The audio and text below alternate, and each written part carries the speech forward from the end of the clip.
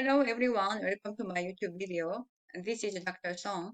I'm trying to explain today about normality, how you can obtain that. So in this quantitative research method, week 4, part 2, continuously from the last session, we will see how you can obtain the assumption that normality, how you can assume that you are normality. So first, these are the references. I got inspiration, and then I got some visual and context content from the three courses in the University of Ottawa. And then today, I'd like to show you how we can have the normal distribution, the evidence from the assumption test. So that is a KS test. So KS test is also the Shapiro-Wilk test. That shows another evidence how your data is normally distributed. Last session we saw about the skewness and the kurtosis, and also that can be another condition of the your sample size about the more than 30 participants. And then histogram, the bell curve, that can be the your normality evidence, and then QQ plot, and we will see that again. But today is mainly we will think about what KS test is, and then how you can interpret. So that is a normality test, and we call that KS test. And then, yeah, that is a very long name, so I will call that KS test. And then Shapiro-Wilk. So, the what is very important about this normality test. All test of assumptions, you have to obtain the p-value is greater than 0.05. And then, what is most statistical testing used to obtain the p is less than 0.5. So why this is like that? It can be a bit confusing in the beginning, but when you see that all tests have the null hypothesis and then the alternative hypothesis. So null hypothesis, when they are accepted, that is the greater than 0.05. And when they are rejected, they are less than 0.05. Maybe you already integrated this notion. So when the null hypothesis is the data is normally distributed, our goal is to accept our null hypothesis, to say that the data is normally distributed.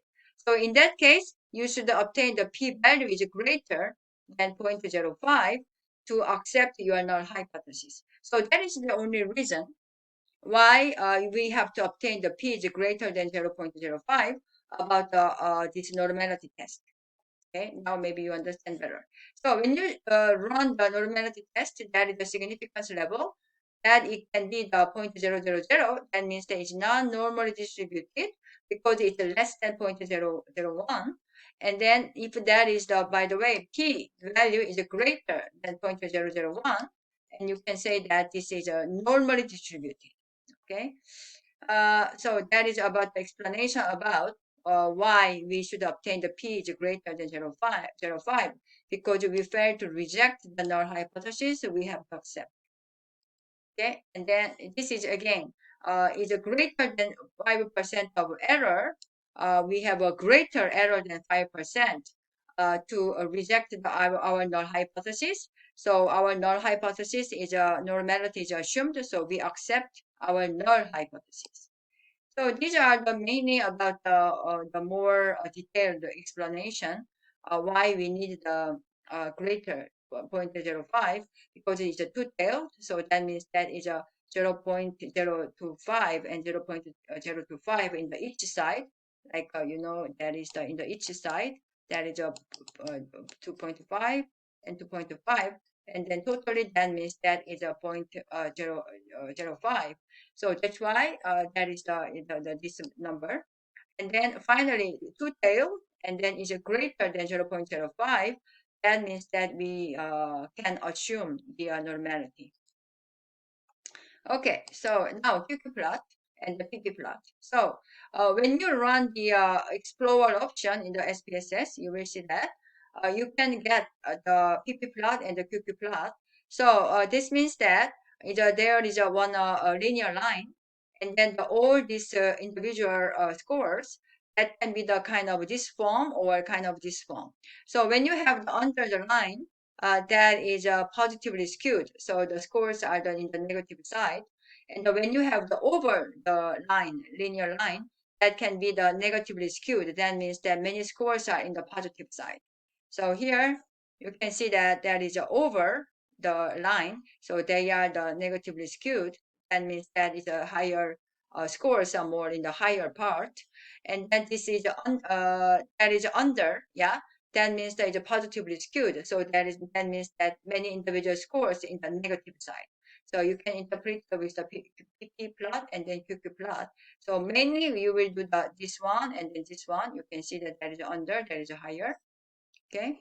And then we will, yeah, so that is about how we can interpret the PP plot and then QQ plot. And then we also have the histogram. So when you have this kind of histogram, you can draw the line of the normality line, yeah.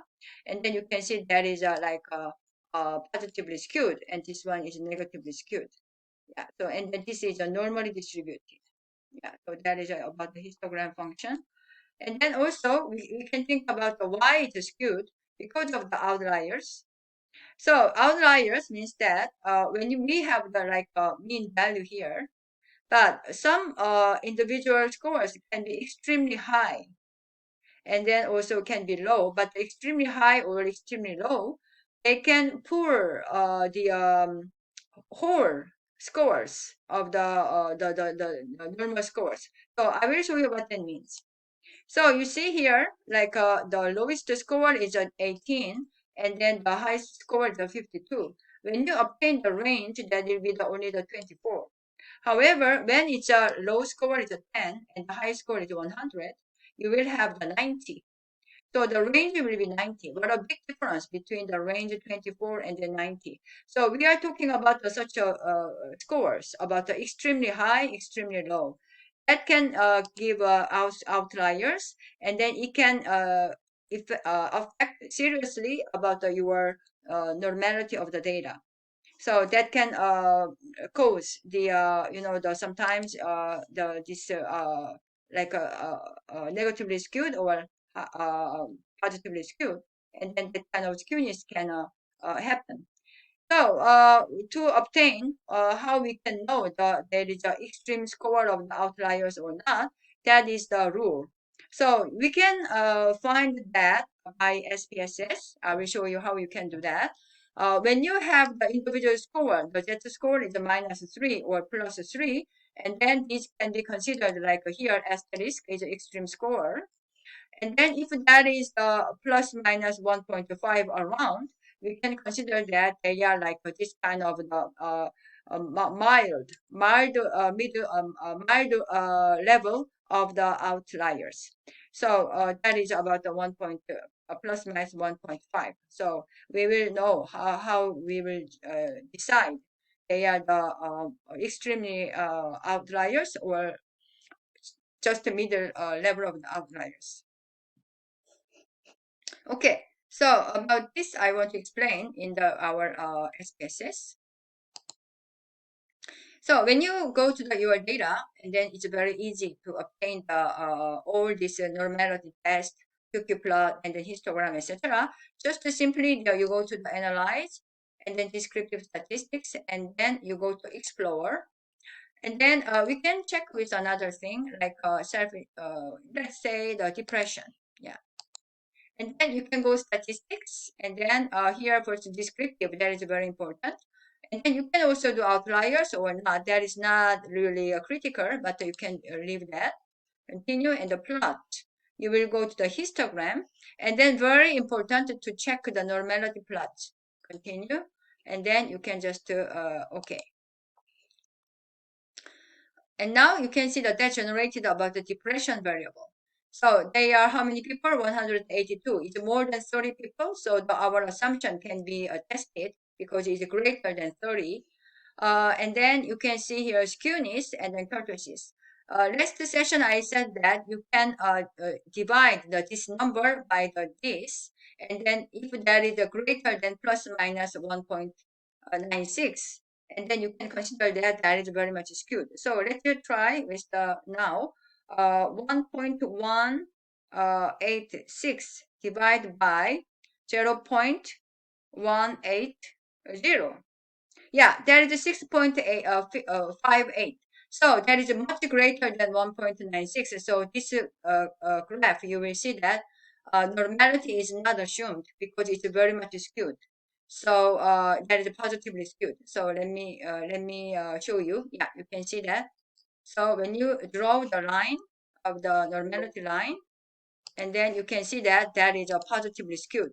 So what positively skewed means? There are a lot of the scores there in the left side. So you can judge that by this also. So that is another evidence with that is a 6.58.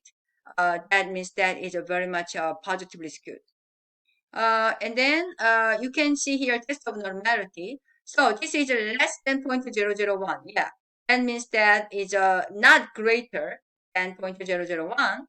And then 0.01, not 001, but 0.01 is much less than that. So the normality is not assumed because we should obtain the greater than 0.01. So this is much less. So we cannot say that this is normally distributed. And now you can see that even the histogram that shows that it's not normally distributed. And the QQ plot also, you can see that is very far away from the line, and that is under. So that is positively skewed. Many scores are in the negative side. And then also you can see that they are extreme outliers. That is asterisk.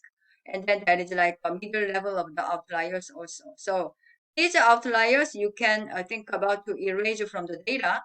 Maybe that can approach the normal distribution. So that is the reason why we do that. This explorer option to find how we can have a remedy about the data distribution. One more thing I want to show you how you will obtain the extreme scores of the outliers. So you will go for the analyze and then descriptive statistics and then descriptive. And then you will put the same variable we use, the depression. Okay. And then you can check this one. Save standardized the value as a variable. And then you can do okay.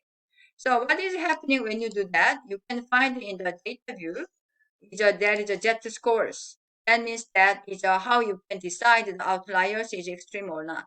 So to make that as order, like ascending, you can just double click and then you can put the yeah. Let's see this one. You can put the sort ascending that will sort from the very lowest value to the highest one. So that is a 1.4 minus 1.4. So that is not greater than 3. And then we can go to the ascending. So it's we go to the higher value. And then you can see here there are two values are the asterisk value. It's the most highest, and I mean the highest one is the extreme value. Yeah, so this is what I wanted to show you for this session. You can find the KS test result by the Explore option from the Analyze, and also that you can find your extreme scores. So thank you so much for listening to my YouTube video. Next time, I will explain more about the JET scores. Thank you, and then see you next time.